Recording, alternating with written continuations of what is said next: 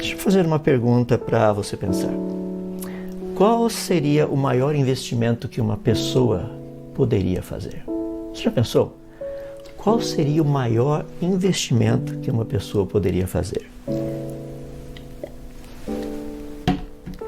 Bom, as respostas podem variar dependendo de pessoa para pessoa, mas eu gostaria de usar algo muito interessante que provavelmente o homem mais sábio que já andou na face desse planeta teve a oportunidade de nos contar um pouco a respeito disso. Pois é, estou falando sobre o rei Salomão. Quando nós lemos a respeito dele, a descrição do seu reino, das suas atividades, dos seus projetos, tudo isso deixava as pessoas assim, praticamente tão perplexas, como se estivessem fora de si. E elas simplesmente ficavam impressionadas. E no livro de Provérbios, esse homem tão sábio, ele deixa algo muito especial para a gente, ou seja, ele orienta os seus leitores a adquirir algo muito especial, fazer o maior investimento que a vida poderia nos dar. E esse investimento é conhecimento. Deixe-me citar algumas passagens para você. No livro de Provérbios, capítulo 3, verso 13, ele diz o seguinte: Bem-aventurado o homem que acha sabedoria e o homem que adquire conhecimento. Provérbios 18, verso 15, o coração que tem discernimento adquire conhecimento. Os ouvidos dos sábios saem à sua procura. Mais um. Provérbios capítulo 4, verso 7. O conselho da sabedoria é: procure obter sabedoria. Use tudo que você possui para adquirir entendimento. Da ciência, porque foi dado à ciência uma capacidade que ela não tem. A capacidade que a ciência tem hoje é algo muito interessante. Olha o que tem sido dito, que a ciência é o único caminho até a verdade.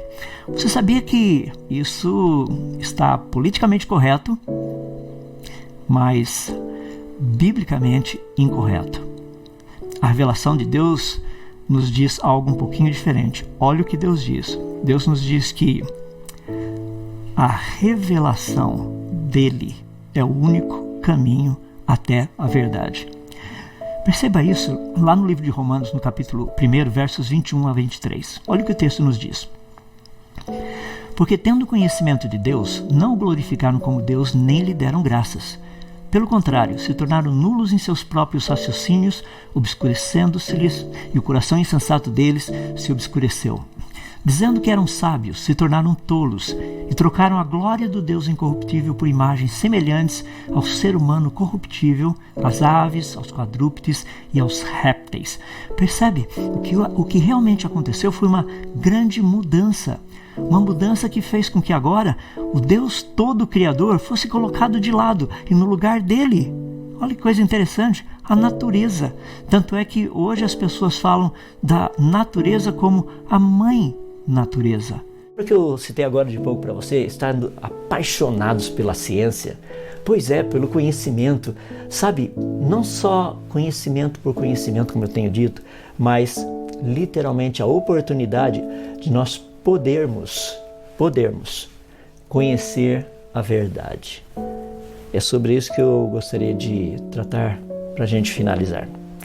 Nós vivemos numa sociedade com valores totalmente invertidos, não é verdade?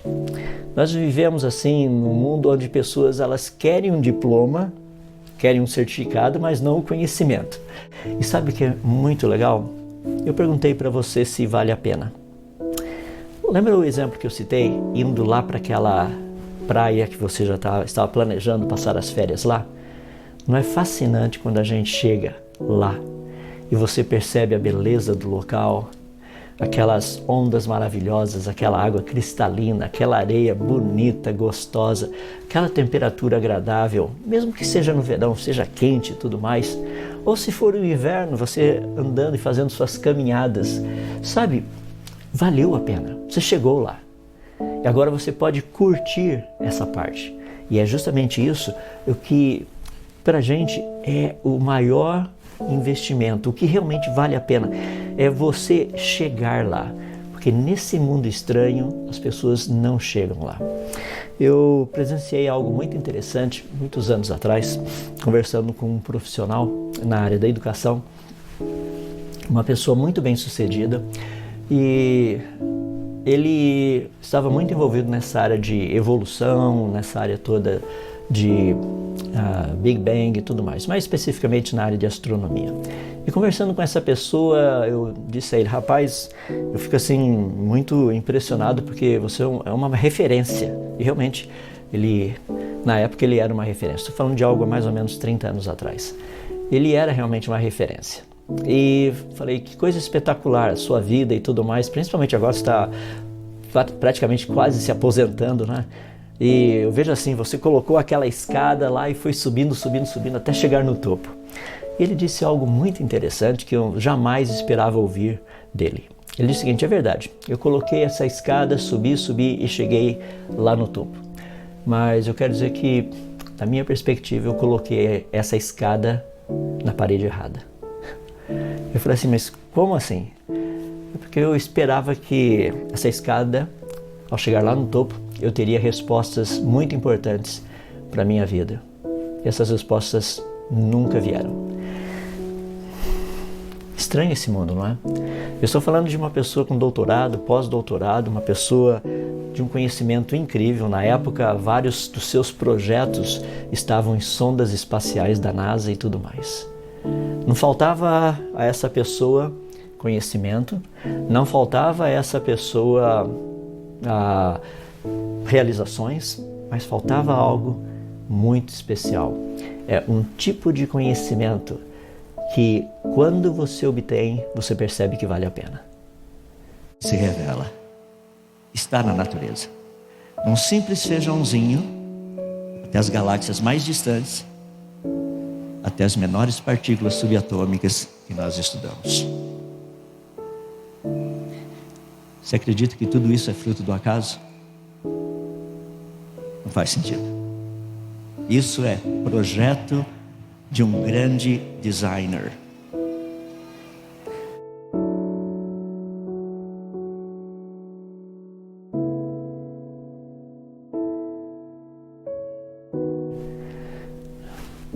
Como é que é? Talvez você não vai conseguir?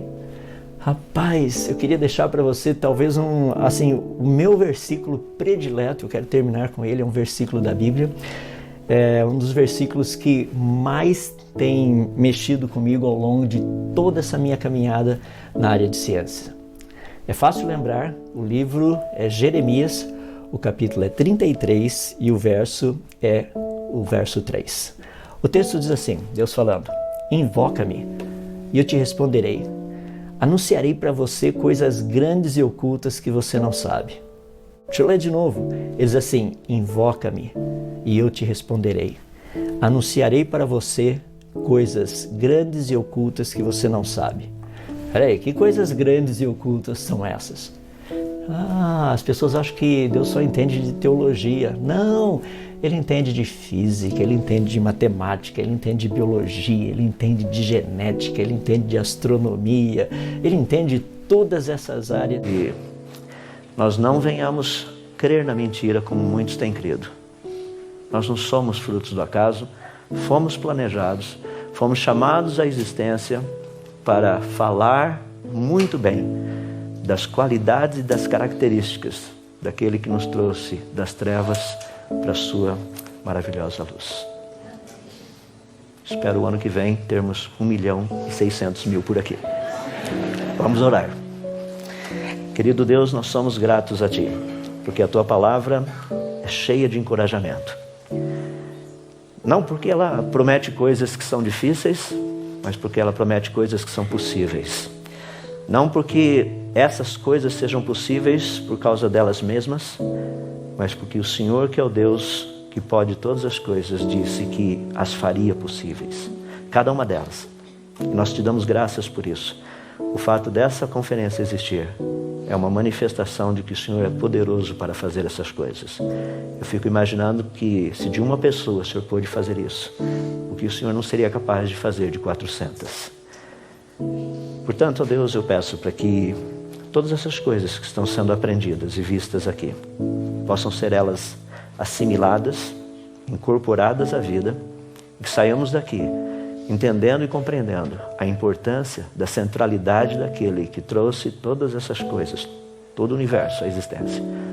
Também foi o mesmo que veio e se deu por nós, do qual nós não somos dignos, nem ao menos de mencionar o nome, mas pelo fato dele, que é o Filho amado, ter nos amado, hoje nós também somos amados por ti.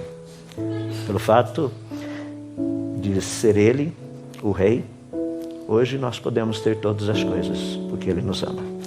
E é por isso que nós queremos agora render graças e também exaltar o nome do teu Filho Jesus, o qual, sem dúvida, é digno de toda honra, de toda glória, de todo louvor.